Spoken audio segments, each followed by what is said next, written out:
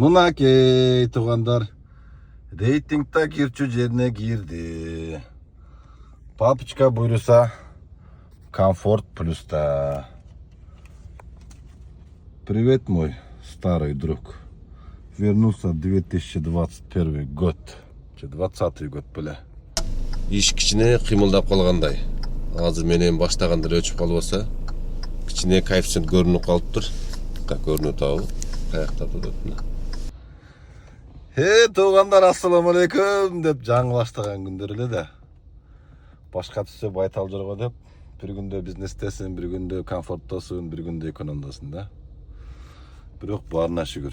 Алхамдулилля, бу менен токтобойбуз бирок. Только вперед. Жанагынтип илгери ата бабабыз эски өтүгүн үйдүн төрүнө илип койчу экен да.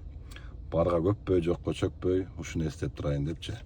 Мен дагы 5-6 жыл болсо деле ушу шапкамды сактап койгом. Көппөй наркы беркеге олукпастан. Ким билет качандыр билет, бар кайра эле ушул тарифке отуруп каламбы деген маанидечи туугандар.